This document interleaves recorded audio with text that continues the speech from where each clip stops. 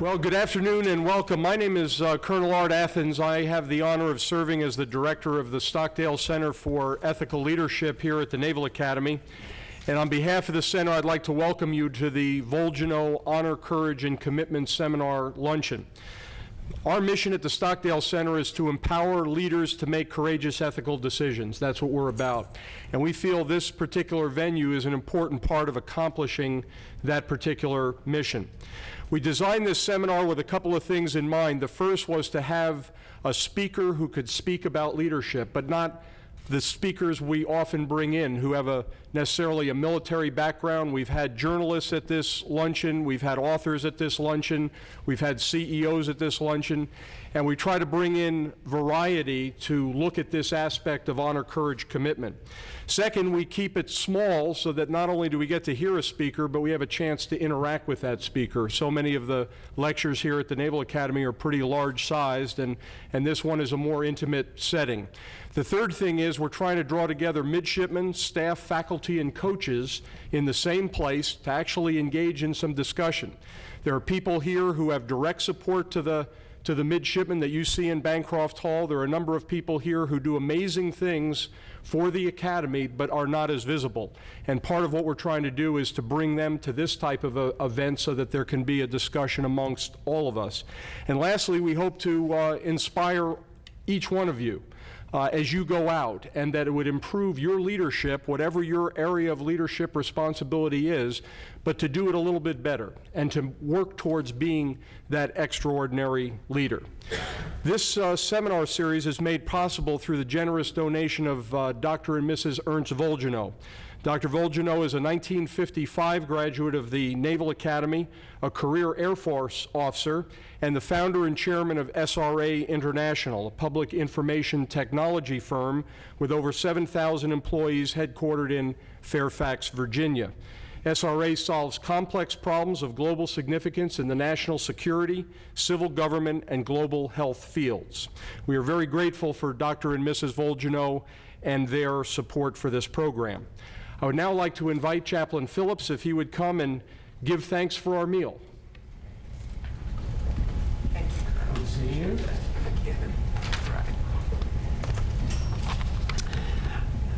As we turn to our individual sources of strength and honor, of life and love, let the spirit of gratitude unite all those at these tables for what we are about to receive, for this food to nourish us in our bodies, our minds, and our souls, for the gift of wisdom and inspiration that we will receive from our speaker to enable us, to strengthen us, to inspire us, to lead lives of honor, courage, and commitment, and for the challenge that St. Ignatius of Loyola posed to us, to give and not to count the cost, to fight and not to heed the wounds, to toil and not to seek for rest, to labor and not to ask for any reward, save that we are doing thy will.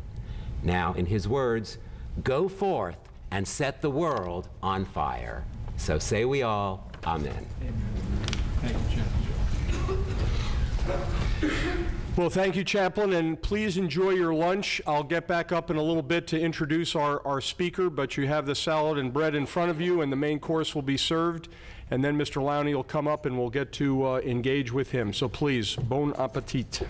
I'm going to break the fellowship part for just a second so I can introduce the guest speaker and then have him speak, and then we'll have more of a chance to talk again at the end. Our guest speaker, Chris Lowney, is formerly a Jesuit seminarian, and he was named a managing director of J.P. Morgan and Company while still in his 30s, and held senior positions in New York, Tokyo, Singapore, and London until leaving the firm in 2001. After his career with J.P. Morgan, Chris wrote and published the book Heroic Leadership that addresses how the Jesuits' 4 leadership pillars enabled him to lead successfully in the financial services industry while maintaining his values and integrity. The book became a bestseller, received a number of awards, and has been translated into 10 languages. The Marine Corps has developed a strong interest in heroic leadership and distributed the book to a number of senior Marine leaders. Mr. Lowney has written 2 other books and works extensively in the nonprofit sector in both health services and education. He is a summa cum laude graduate of Fordham University in New York, where he received both his bachelor's and master's degrees. Heroic Leadership, I must tell you, is a book that I've read, and it's a book that I've reviewed every year, because Mr. Lowney has captured the essential tenets of leadership in that book that I think we can all learn from. His work has had a major impact on both my life and the way I approach leadership. We are honored to have Mr. Lowney with us this afternoon. Please join me in giving him a very warm welcome.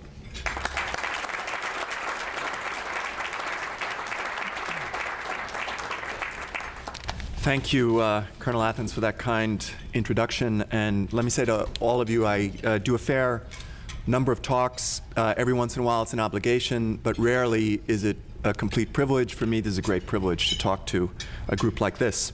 And I'm going to talk for about 25 minutes. But before I start, I want to suggest that we do a little mental experiment, and then I'm going to invite you to talk to each other for maybe 2 or 3 minutes. So first, let's please quietly, each person think of the names of 1 or 2 living people that you would consider to be leaders.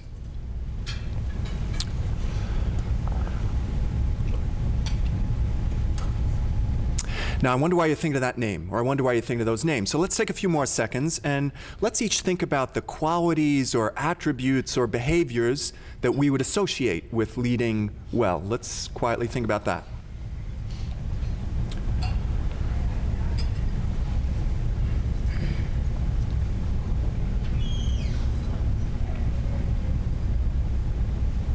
Now I want to invite you just for about 3 minutes to go around the table, and why don't you mention the names and ideas you came up with. And 3 minutes is not a lot of time for tables these size, so nobody gives their dissertation about leadership. You know, it's just what's on the top of your head. Okay, so talk to each other. I'll give you about 3 minutes, and then I'm going to start talking. Okay? Okay, let's pull ourselves together. I suspect most tables didn't have the chance to finish completely, but it's a nice chat to continue afterward. So who are our leaders? People came up with great names, I'm sure. I wonder who thought of their own name. I guess nobody, or next to nobody, or if you did happen to think your own name, probably you didn't turn to the table and say me, you know? We are raised in a culture that teaches us to be modest people, and modesty is a beautiful virtue, and there wasn't enough modesty in any organization that I ever worked with or for in my career. But for the next 20 minutes or so, I want to at least raise the idea that maybe when it comes to a topic like leadership, your modesty might be somewhat misplaced. Because sometimes it could be connected to a broken stereotype that associates leadership only with being in charge, with status. So stereotypically, often when we think about leaders, we think about president, chief executive, general, and so on. And that stereotype, that leadership is only about that, is not the solution to anybody's problems. In business, politics, civic life, in fact, it is part of the problem. And in some respects, the first people we need to think about as leaders are ourselves, and I will explain why. And what do good leaders do to motivate the people around them? That was part 2 of the experiment, and I know people came up with great ideas. I suspect in a room like this, words like honor or courage or commitment might have come up once or twice.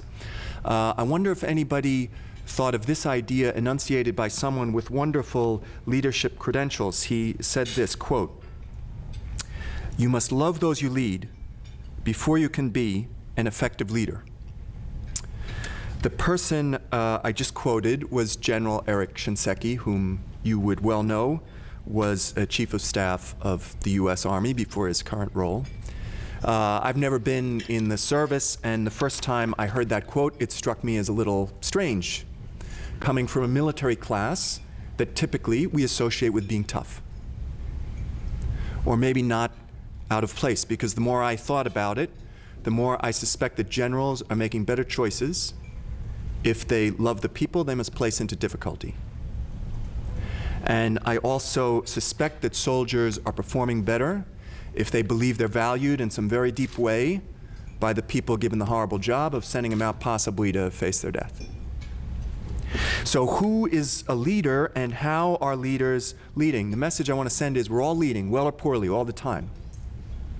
And our claim to leadership is not our status, the position, the rank we hold. Rather, our claim to leadership is what we do with our status, with our platform, and the kind of values that we're willing to role model in our life and in our work. Now, that idea certainly runs against stereotype. In other words, it's not the knee-jerk way we think about leadership, but this is not like a gimmick or something I make up. If you look in a dictionary, among the definitions you would always find of leadership would be something like this, quote, to point out a way, direction, or goal and influence others toward it.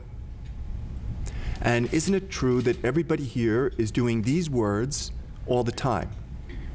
We're pointing out a way by virtue of how hard we work, what we study, how we treat other people around us, what we do with our time and money.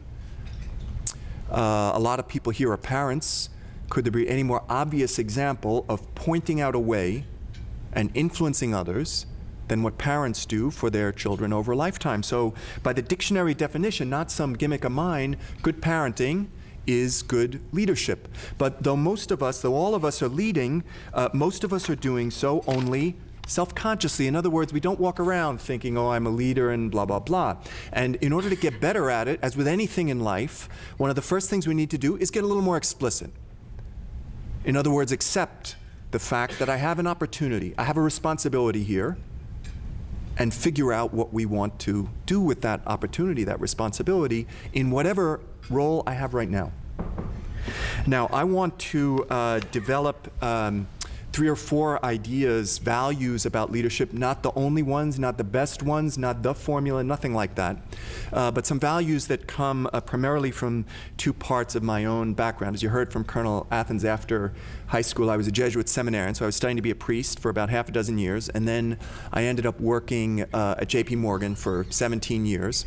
And you know, what most struck me in the end, what more struck me than the completely obvious difference in mission between religious orders and investment banks were at a general level underlying similarities, because isn't it true that in every human organization, humans have to accomplish many of the same tasks? We need to motivate ourselves and other people. We need to set goals and reach them. We have ideas, and we have to persuade other people around them. And it struck me that, that good leadership is good leadership in whatever kind of environments people are operating. And it also struck me that among the qualities people who are leading well often manifest would be these 4: to be heroic, and to be self-aware, and to be ingenious, and to be loving. I'm going to define each of those 4, and then I'm going to talk at least about 3, maybe all 4 of them, we'll see. So first, some sense of heroism. You know, that people who are leading well have some real desire to excel, some passion for excellence and ambition, and importantly, they work for goals that are bigger than any one person's ego. And secondly, self-awareness. You know, in order to lead well, you need to know yourself.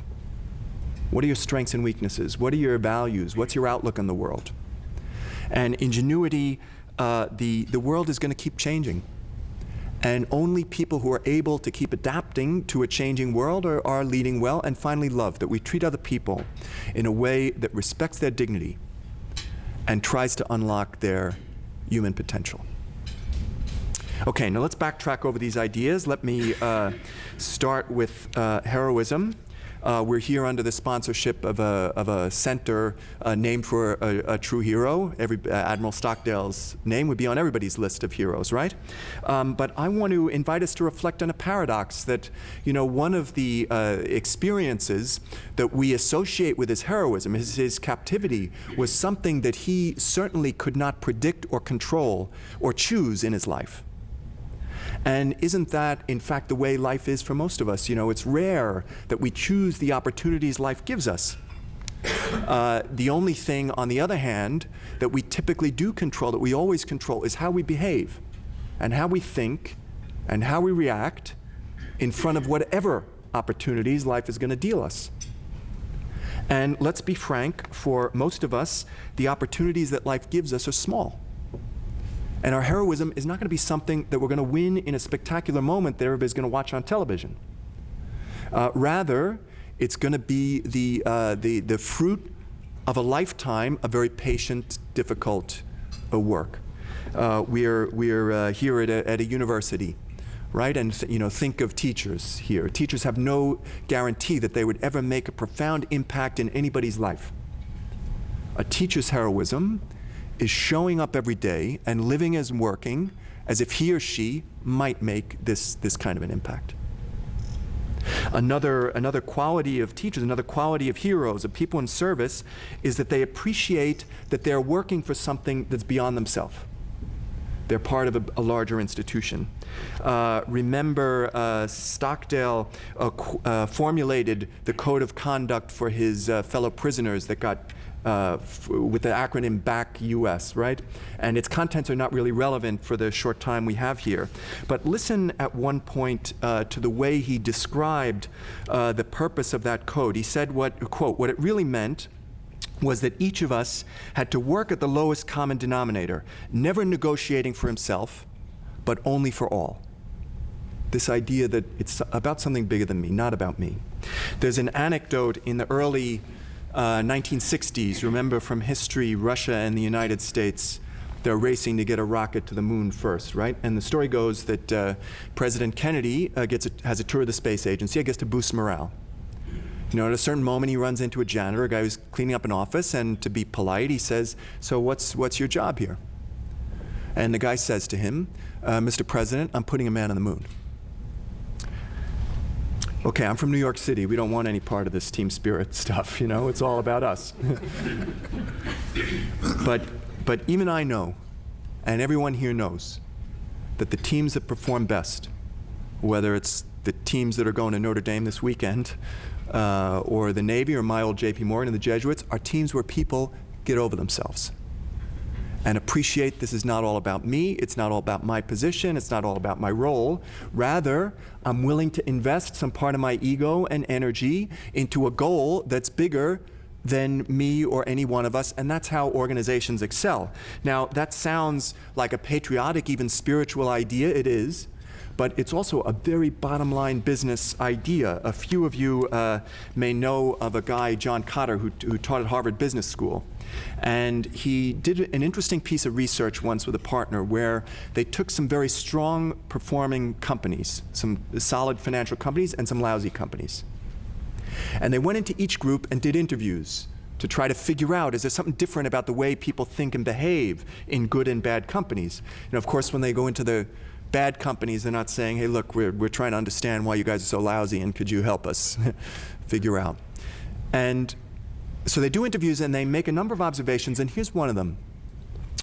That in strong companies, individuals habitually tend to be thinking about someone else. So look, this is my team. I need to make these people as productive as possible so that they can really do good work. Or this is my customer and I need to give this guy a terrific product that's really going to suit his needs. And in crummy companies, they find exactly the opposite, that habitually people tend to be thinking about themselves. So it's not, how can I give this guy a terrific product that really suits his needs, but rather, can I screw one more dollar of profit for me?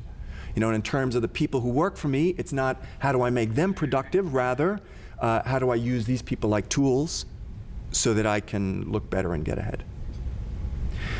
So in every sort of field, we get this sort of insight that one of the qualities of people who are leading well is that they have this instinct that it's not about me, it's about something beyond me, bigger than me. And getting this insight is a self-awareness job. So now let me talk about self-awareness for a few minutes. Anybody who has managed a lot of people or worked in a human resources department has been surprised by this phenomenon of rising stars who all of a sudden blow up. So when I worked at Morgan, we hire a lot of very smart people out of university. They all want to come to Wall Street and get rich, and they all do very well when the only thing we asked them to do was move numbers around Excel spreadsheets. And invariably, some portion of them blew up as soon as we started to ask them to do grown-up things. Like dealing with other human beings, or dealing with problems that don't have easy solutions. And one of the problems you quickly realize in life, and I'm sure you realize in your profession all the time, is that most problems don't have easy solutions, and many problems have no solutions, in fact. And you need people who have first a judgment. In other words, to understand, well, all right, I seem to have 3 alternatives, and I can't prove this one is correct in the way I know 1 and 1 equals 2, but I have reasons. So I make a choice with judgment, and then I have courage. You know, I can't prove this is correct, but this is the way we're going to go, and I'm going to take the risk of looking stupid or failing. And you may know that there's one school of thought that attributes these spectacular flameouts, the inability to develop judgment and courage, to a lack of self-awareness. In other words, what sometimes happens is that very smart people, sorry, now I'm talking exactly about the kind of people who come to a place like this, is that very smart people figure out how to do school, but never figure out how to do life. In other words, they become very adept at dealing in narrow, safe environments that are about digesting information and giving it back, and they like that, and they're comfortable there. And they never really get exposed to a lot of challenge or difficulty or failure that helps them to develop what in the corporate world we used to call learning agility. In other words, the ability to learn from your own mistakes, the ability to accept feedback from other people, the ability to fall down and to keep going. There is a psychologist who worked at Harvard for many years who worked with a lot of corporate chief executives on a one-on-one basis. And he made this very interesting observation that a disproportionate share of these characters were, in his words, twice born. Very interesting phrase. He didn't mean it in the religious sense we might infer. Rather, he meant this, that he noticed how many of these people early in their adulthoods had suffered some kind of a crisis. You're an alcoholic, you go bankrupt, your family breaks up, whatever. And this situation totally knocks him down. It makes him say, look, who the heck am I and what do I want out of my life? And his thesis was that it was exactly that kind of crisis that explained their ultimate success, because it gave them in the end a very strong sense of who they were and what they wanted their life to be about. Again, let's go back to Stockdale. Listen to this quote from the admiral talking about his time in captivity in retrospect. Quote, "I never lost faith in the end of the story. I never doubted not only that I would get out, but also that I would prevail in the end and turn the experience into the defining event of my life, which, in retrospect, I would not trade." In some respects, that's an absurd comment. How could anybody say that about that experience? But in the context that I just developed, we understand somebody saying that.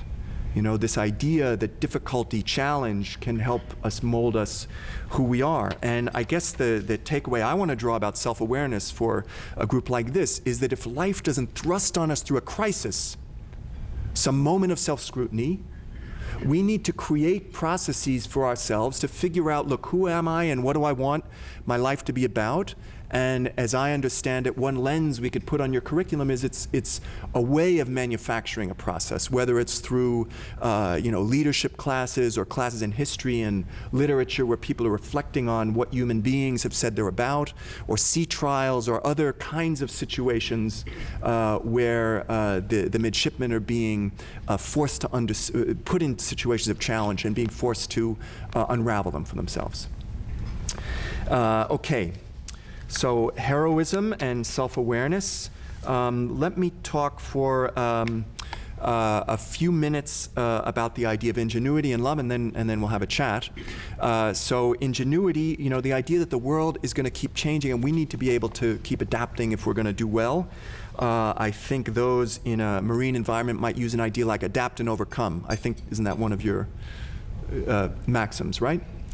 And what I want to focus on is maybe what kind of enables us to be these kind of people.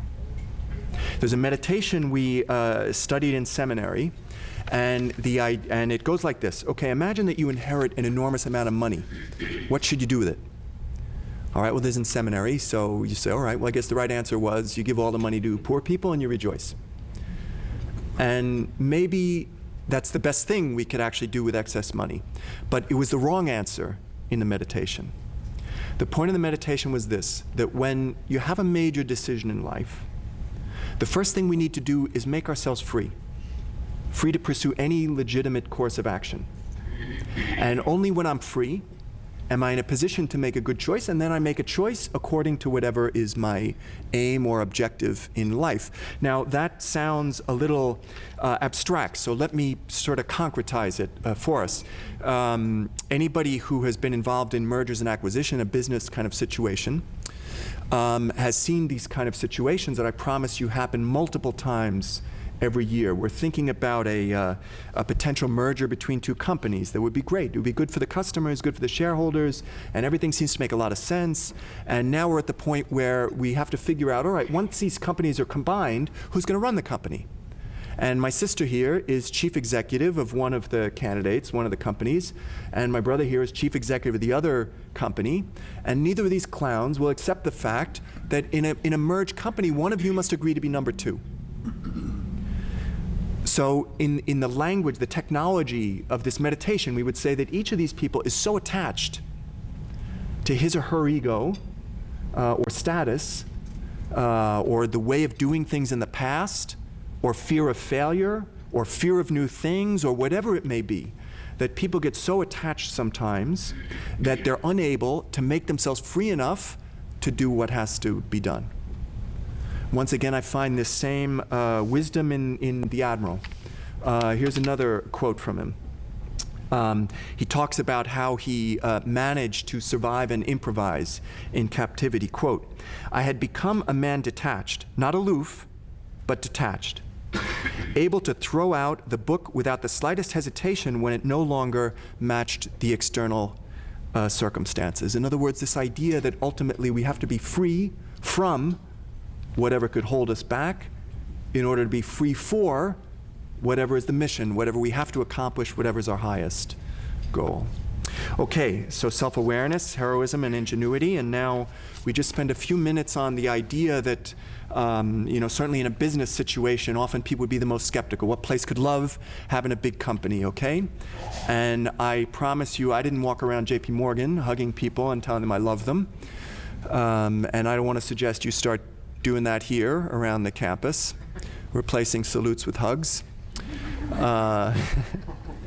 But anyway, the founder of the Jesuit said that love ought to manifest itself in deeds, not in words. So what kind of deeds could show the impact of love in a workplace? Why don't we start with business, which is the most counterintuitive, and then we move along to our situations here. How about this for starters? Surely no chief executive who loved his or her employees would have recklessly gambled their pensions and their livelihoods in order to prop up his stock option value through fraud, like these morons at Enron. I think there's a very legitimate example. The best teams that I was ever on at J.P. Morgan were teams where we trusted each other, where we were more interested in helping each other win than watch each other fail. We didn't stab each other in the back, and we held each other very accountable to high standards that made each person and the whole team better performing. Now, I think we could look at a bundle of behaviors like this and say that this is one of the ways that love could manifest itself in any team setting, in one of your companies, in a workplace. If part of the motivation for why we treat each other this way is that we appreciate that there's something different between human beings and tools like hammers and saws. That human beings are uniquely dignified and we need to treat them a certain way just because they're human.